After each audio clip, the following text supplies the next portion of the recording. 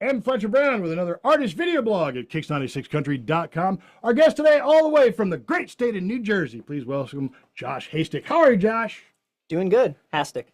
I'm sorry, Hastick. I knew I was going to do that. Hastick. Okay, so Josh Hastick from New Jersey. Yes. What part of New Jersey?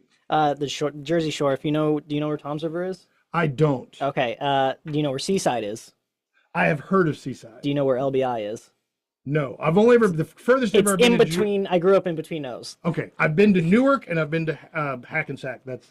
I'm so far south of that. See, okay, there. See that. See, those are my reference points. Like Newark and Yes, south of Newark, north of Atlantic City. Oh, okay, okay. All right. So, how does a New Jersey native make his way to Nashville? Well, I didn't get there I didn't go straight there from Jersey. I went like Jersey, Florida, and then Nashville. So, when I was in Jersey, like after high school, I did like a trade school program for like audio engineering and everything else. So from there, I had like a studio and I worked with like a lot of bands and I was really like involved with the Asbury Park music scene. Yeah. Through like 2010 through 2014. Played in the East Village a bunch of times too. And then closed up shop in 2014, did my bachelor's at Full Sail University in Winter Park, Florida, and then graduated in 2016. And then from there, the day after graduation, like I rented a 16-foot box truck because when I left Jersey, I took my whole studio and everything with me. And then that was just like crammed into my tiny ass apartment.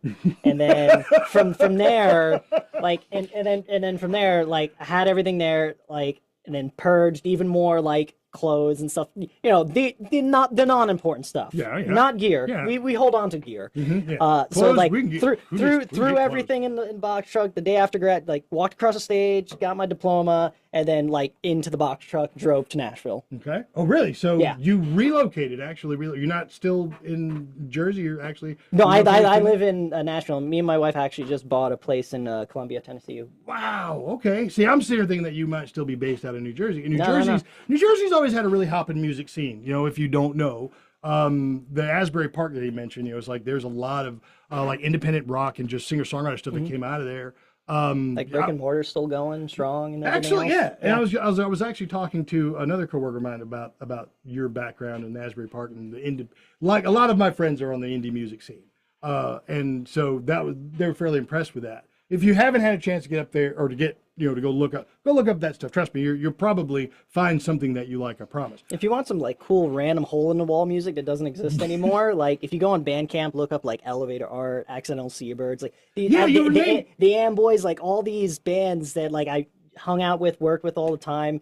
Like I did Elevator Art's like Christmas single. Like I worked with like Breathing Blue. They almost got signed to Roadrunner before they disbanded. Like all these bands don't exist, but like all their music at that time was just awesome. And like because of that too, that's how I ended up into live audio as well. Oh, okay. Because like a lot of the because like where I grew up and lived in Lacey, it was always like 45 minutes to an hour to Asbury Park. So we didn't have any like music venues in my hometown. So that's how I got into live sound. Was like I had a Mackie 24/8 that I would just take out of the bedroom because I got off TV. Take it out of the bedroom. I went to the church that used to have like the open mic, and I talked to like the people that own it. I was like, hey, can I do like these like showcases like with these indie bands that I really love? So yeah, we just like did a whole pop-up venue, split the door with the band and the other half with the church. And I just did all the work for free because it was just fun to do. Well, that's a great open doorway into music. And is that what now? I know that when you were a kid, your aunt gave you a like Casio keyboard and you started playing there, and then you just kind of learned every instrument that you possibly could. You primarily are piano and guitar, but you play like brass instruments, reed instruments, string instruments. So the work that you just described, you're talking about, working, all the engineering side of it. Yeah. Is that what made you decide to like, I want to play the music and not just record it? No. So it always starts with the music. So like for me, it was like, in high school, like I finally started writing songs, and I had like a little like 3-piece thing, and we did like a bunch of like Guitar Hero songs and everything else. So that's how like we did a lot of like Eric Johnson covers and Dire Straits and stuff like that. And then from there, I wanted to continue on with doing music, but everybody kind of went their separate paths. Also, like we tried to like record an album and like the drummer's dad's place, and he had like a basic, very very basic like Pro Tools rig, and it was one of those things where it's like I was not happy with how everything came out, so it's like I should learn how to do this, like so I can do it for myself, because like I've always had that like very headstrong approach, I guess, to everything. Like it's like, and also You don't do anything a little bit. no, I just the ADD is strong. I just weaponize it.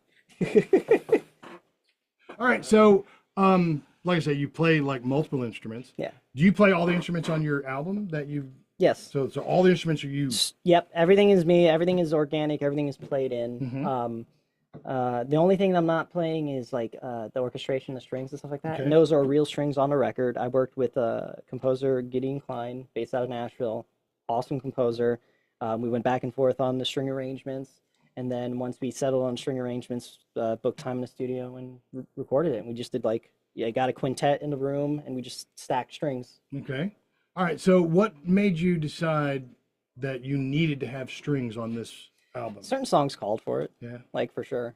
Like Redbird. Like we're not talking about a fiddle. We're talking about like actual orchestral strings. Yeah. Certain songs called for it. Like Happy Things that I wrote for my wife. That was more like a quartet thing, and like because I produce and engineer, and I've worked with a lot of bands that don't exist anymore, that never went anywhere. So I can't say how successful I am as a producer because I'm not. But yeah, I throughout the years I feel like I've like tuned my ear to like what I think sounds good and what works and what doesn't work. Yeah. So when I'm producing and engineering a lot of my own stuff, I just hear things like in my head, and now I've finally gotten to the point by doing all these other projects with other people that I'm able to like actualize the sounds in my head to like 98% of like what I hear. You know what I mean? I got you. Yeah. So when I'm listening to a song, like even just going off of a work tape, I can take it from there and be like, okay, it needs this, and then normally every time you add something to it, it reveals like what the next layer is going to be. Okay. All right. So let's talk about the single, "Release Me." All Yeah. right. So this song is one that you wrote. What is the Actually, story? so this song I co-wrote with my brother during the pandemic. Oh. Okay. So he was living in Jersey still, and I was in Nashville. And we used to like when we were growing up, we used to like write songs like, well, when I was getting into the engineering side of it, right? I didn't have I'm sorry. No, it's okay. Yeah. So when I was getting into the engineering side of like everything, my songwriting wasn't the strongest. It was very stream of conscious at the time. So musically, I've always been a music melody kind of guy, where it's like I can come up and jam and like figure stuff out really quickly. Lyrics has always kind of been like the weaker side of what hasn't necessarily come natural to me. And my brother's is like, he could be an English major and like he's a good writer on that side. So there's like a 6-year age gap between us. So he would write like stupid little things. I would write music to him. So I wanted to like recapture that now that we're both like all grown up and everything else. And like I haven't, done anything like that with him forever.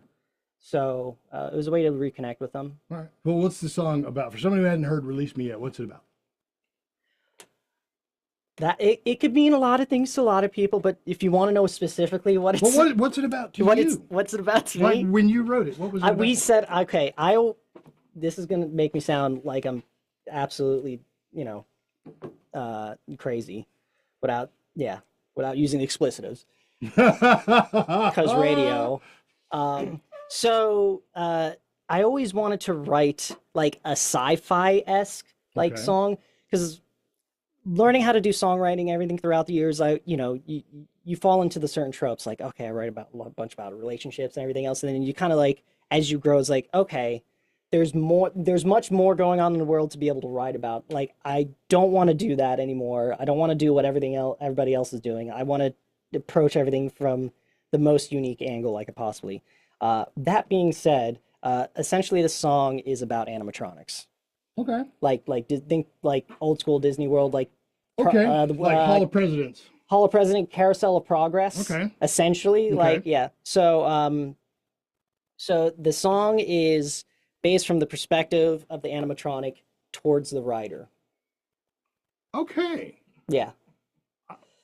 That is So, like, you have the lines like, I raise my head, think of all the lines I've said, wish that I could take them and rearrange them instead. So, like, you're stuck that the animatronic's doing the same song and dance every, okay. I did not get that from. No, I know. But I was No, like, I heard it, can't was say like- anybody has ever gotten that. But now I'm like, I'm gonna have to go back and listen to it again and be like, okay, I can see that. Yeah. All right. So, is the whole album like conceptual like that? No. No. Okay. Oh, No, that no. was just you just kind of got This out. first record is definitely like a purge of a lot of songs I've been sitting on for a while. Because like I said, like I got into the engineering side because of the music, and now that took over my life for like a good chunk of time, and now I'm finally circling back to the music side because you lose certain gigs throughout your career, and not having that level of stability. This last time, me and my wife decided, okay, now that we just got the place, now we need to just build something for ourselves. And we made the decision together to like, if I'm gonna do this, it has to be an us decision. It can't be a me decision. Mm-hmm. So we decided, and that's like when we got with Matt and everything else. So making a real effort at it this time around, because like the last time I made any sort of effort was like, I was in Jersey. I didn't know anything. Mm-hmm. And now that I've built up all these skill sets between like videography, photography, like web design, like everything on my website's all me, and like the video, like the talking head video for the press kit and the other music video, everything is I edit and shot and did all that stuff myself.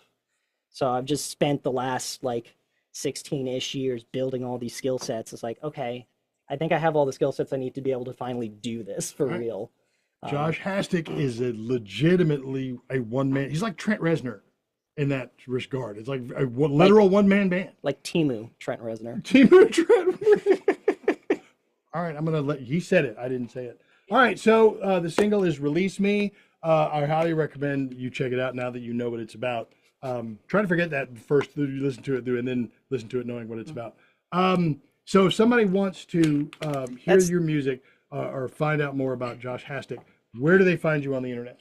You can find me anywhere. It's just at Josh Hastick. I am apparently the only Josh Hastick in the world. So even a simple Google, you can find literally all my stuff. Wow, that's convenient. It is. It is very convenient. But yeah, it's just Hastick spelled Hastick. All right, Josh Hastick is our guest. The single is "Release Me." Go listen to it and let me know what you think, especially now that you know that it's about like animatronic robots. And we should all feel bad. We should all feel bad for using them as entertainment. They're people too, or they want to be. It's not. I'm a sci-fi nerd, so I get it. Yeah. Josh, thanks for coming in and visiting us. Thank you for having me. All right, and New Jersey native, now in Nashville. And man, best of luck up there. I hope they treat you right. Thank you. Absolutely. Josh Hastick is our guest. Go find him at joshhastick.com. And of course, he's on Spotify and all the other places that you find music. Go find Release Me. We'll see you next time on another artist video blog at kicks96country.com. Oh, it's all you ever know. How do you know if it's wrong?